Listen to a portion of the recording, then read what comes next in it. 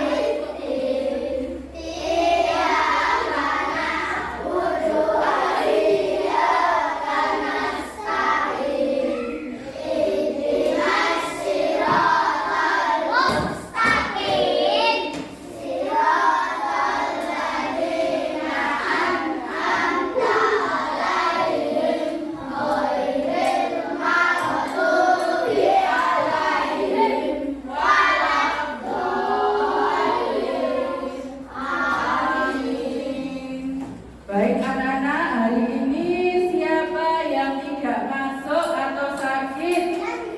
Oh, Yanda, India, kena apa ya? Jatuh dari lantai atas. Oh, lah ya satu. Yanda dari Abdul. Koirul juga sudah karena sakit. Baik, sebelum kita melakukan diskusi tentang keyakinan kelas, kita akan bernyanyi lagu anti bullying. Sudah siap?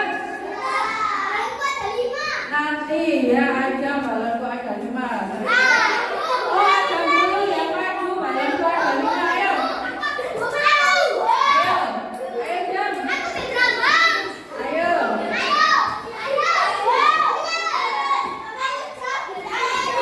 Sudah kita nyanyi lagu anti bullying aja ya.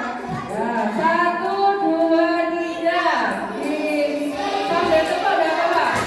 Di sana teman, di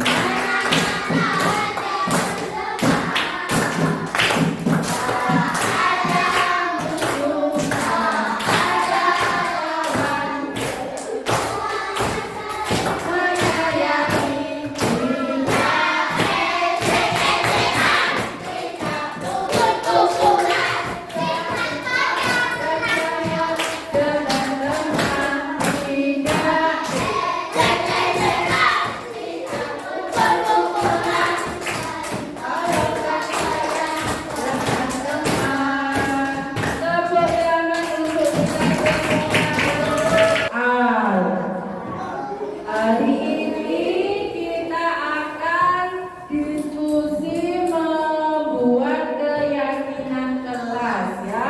Keyakinan kelas itu nilai-nilai yang bagus, yang baik. Sekarang Bu Nurul akan membagikan sebuah kertas sama tulis ya. Sama tulis kira-kira keyakinan apa yang sampai lakukan jika berada di dalam kelas. Bu Nurul kasih contoh satu keyakinan kelas. Misalnya kalau ke sekolah kita harus apa? Apa kita? Sini. Ayo maju. Ayo maju. Kalau datang ke sekolah harus apa Kinan? Yang keras. Kalau datang ke sekolah harus tepat. Itu namanya keyakinan kelas. Keyakinan kelas itu harus harus dilakukan betul. Nah, silakan duduk lagi. Keyakinan kelas itu harus dilakukan. Tepuk tangan buat Kinan. Masih banyak lagi keyakinan kelas yang bisa kita buat. Ayo rundingan. Apa ya keyakinan kelas yang harus kita lakukan supaya kelas kita itu berjalan dengan tertib, benar berjalan dengan lancar. Kita mulai ya. Nah, nanti kalau sudah ditempel di papan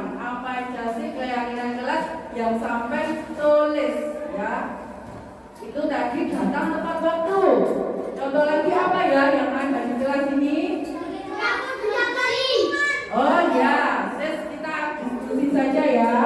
Saya menurut akan bagian kertas. Ya, satu ayat satu, sabar. Ya, ditulis.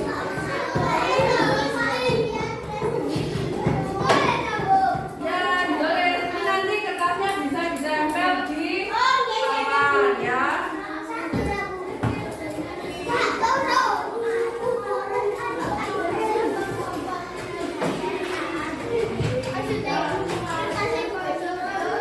Ya ini nulis hadap sini biar apa gantian. Nah ini kan bisa jalan ini.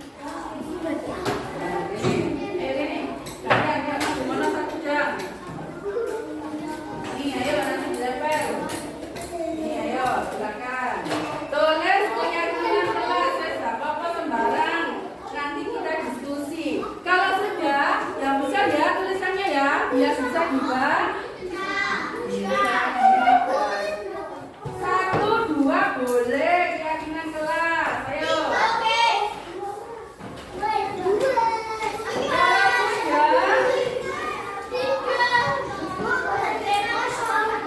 Ya, enggak apa-apa.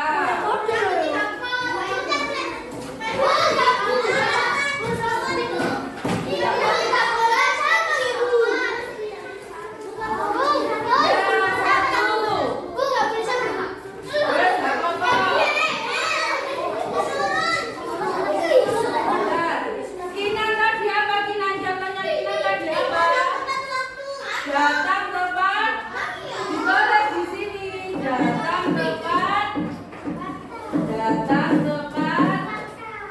Waktu. Ayo nanti kalau sudah ditempel di sini. Datang tepat waktu, gitu ya. Misalnya sama teman harus apa ya kira-kira ya? Nah itu kan sudah.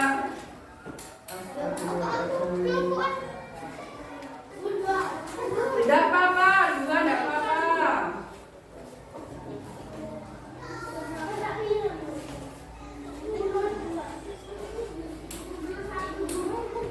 Ayo. Kalau sudah boleh ditempel di papan.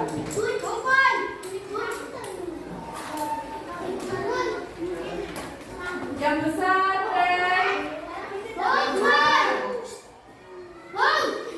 kalau sudah ditempel di papan.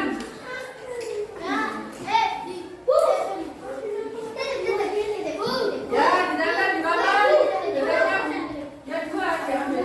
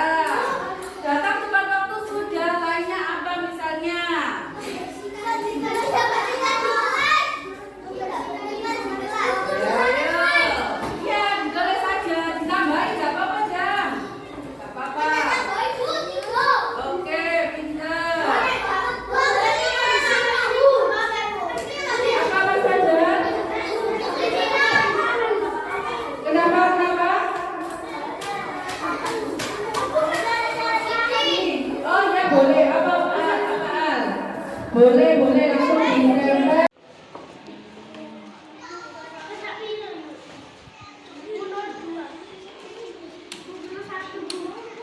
Ayo. Kalau sudah boleh ditempel di papan. Dalam. Yang besar, Prel. Yang besar. Kalau sudah ditempel di papan.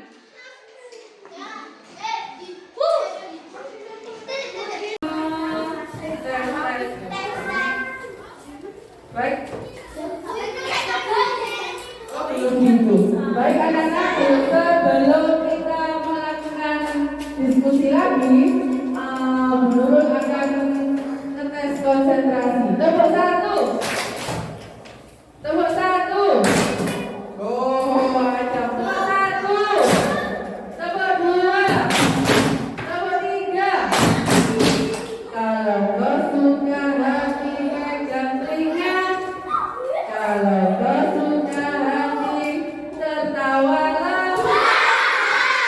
Kalau kau suka hati pegang pundak. Nah, kalau kau suka hati menangislah. Tuh, suka hati kok menangis. Sudah ya?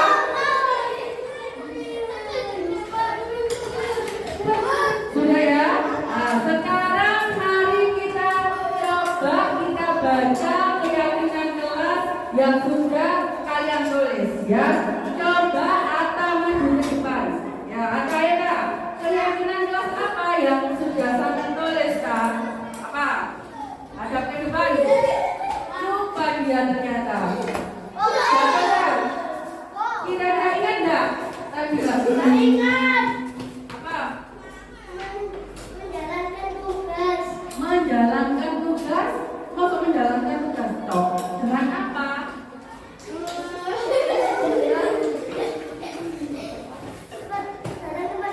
Menjalankan tugas dengan tepat waktu. Nah, tepuk tangan buat Atta. Atta berpendapat menjalankan tugas dengan tepat waktu. Sekarang lainnya siapa ya? Ariska, ayo Kak. Ya udah apa-apa, maju aja Kak. Dibaca, dari ya apa-apa, kan tulisan sama sendiri. Ayo, Kak. Maju ke depan, semuanya biar ayo. Ayo. Saat di kelas tidak ribut. Kemudian lagi siapa? Naura, maju.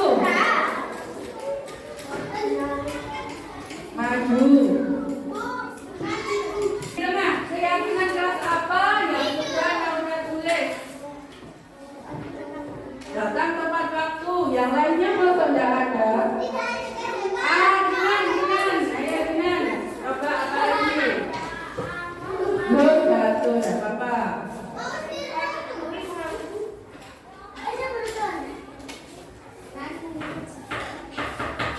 Ayo, apa?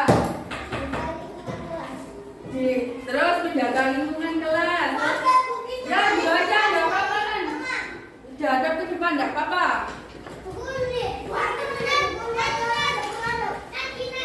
Yang keras, Nan. Ya, ayo dibaca, Nan. Keyakinan kelas ini apa? Ayo. Satu. Terus? Terus? Terus?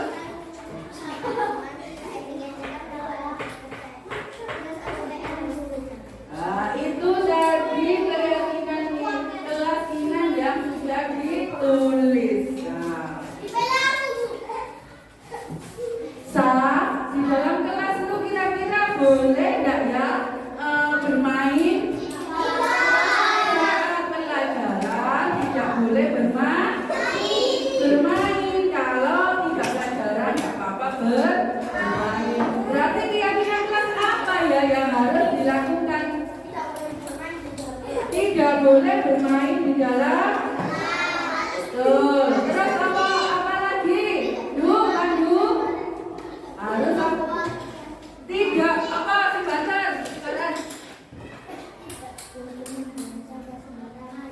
boleh membuang sampah sembarangan, berarti jagalah kebersihan kelas. Di apa itu jenenge ditulis sama guru duduknya. Nanti tulis ya. Nanti secara bergantian menuliskan.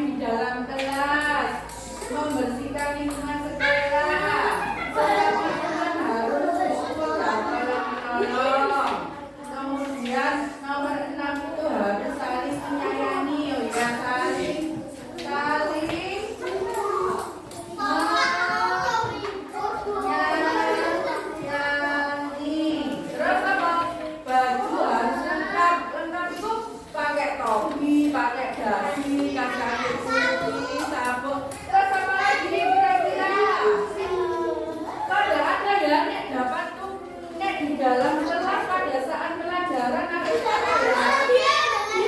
Oh ya benar. Ayo ditulis Atta. Apa?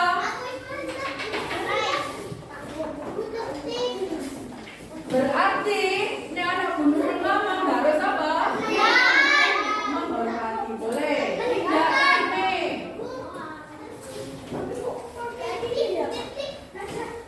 Ya, boleh.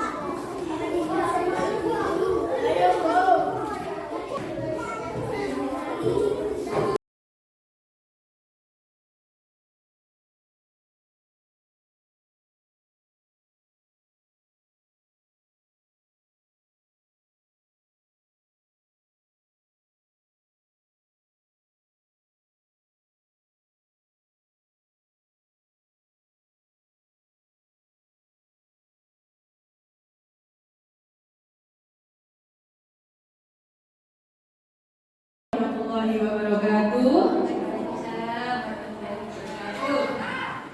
Yang terhormat Ibu Kepala Sekolah SDN Mojo Lebak dan yang terhormat teman-teman yang saya cintai. Pertama-tama saya mengucapkan terima kasih karena sudi meluangkan waktunya untuk menghadiri pengibasan tentang modul 1.4 yaitu budaya positif. Lanjut Pak Diki. Sebelum ke modul 1.4 budaya positif yaitu saya mengingatkan lagi tujuan pendidikan kita yaitu menurut Ki Hajar Dewantoro, pendidikan adalah menuntun segala kodrat yang ada pada anak-anak agar mereka dapat mencapai keselamatan dan kebahagiaan yang setinggi-tingginya sebagai manusia maupun anggota masyarakat. Oleh sebab itu, pendidikan itu hanya menuntut tumbuh dan hidupnya kekuatan kodrat yang ada pada anak agar memperbaiki lakunya, bukan dasarnya. Karena anak itu sudah ada dasarnya, tinggal kita memperbaiki lakunya saja. Lanjut Pak Duki. Kemudian yang dibahas pada modul ini adalah budaya positif. Budaya positif di sekolah yaitu nilai dan kebiasaan di sekolah agar berpihak pada murid, agar mereka dapat berkembang menjadi pribadi yang kritis, penuh hormat dan tanggung jawab sesuai dengan profil pelajar Pancasila. Terus apa saja ya budaya positif yang harus dikembangkan di sekolah? Nah, ada banyak, yaitu meliputi 1. Perubahan paradigma belajar, yang kedua yaitu disiplin positif, kemudian kebutuhan dasar manusia, motivasi perilaku manusia, restitusi, kemudian posisi kontrol dulu, kemudian keyakinan kelas, yang terakhir yaitu segitiga restitusi. Apa sih perubahan paradigma belajar? Dalam membangun budaya positif yang ada di sekolah, sekolah dapat menyediakan lingkungan yang positif, aman dan nyaman agar siswa mampu berpikir, bertindak dan mencipta dengan merdeka, mandiri dan bertanggung jawab. Kemudian salah satu yang perlu ditinjau ulang adalah bentuk disiplin yang dijalankan selama ini di sekolah kita itu sudah sesuai apa tidak gitu ya. Lanjut Pak. Kita belajar ke disiplin positif. Apa sih disiplin itu? Disiplin itu berasal dari bahasa Latin, disiplina yang artinya belajar. Makna asal dari kata ini berkonotasi dengan disiplin diri dari murid-murid Sokrates dan Plato. Kemudian yang ketiga adalah disiplin diri membuat orang menggali potensinya menuju sebuah tujuan apa yang dia hargai. Namun dalam budaya kita makna kata disiplin telah berubah menjadi sesuatu yang dilakukan seorang pada orang lain untuk mendapatkan kepatuhan. Kecenderungan umum adalah untuk menghubungkan kata disiplin dengan ketidaknyamanan, bukan dengan apa yang kita hargai atau pencapaian suatu tujuan mulia. Jadi di sini kita itu sebagian besar mengartikan disiplin itu adalah bukan dari diri kita, bukan menghargai diri kita, tapi kita itu menjadi disiplin karena ketidaknyamanan kita. Oh, kita kalau nggak disiplin itu nanti ada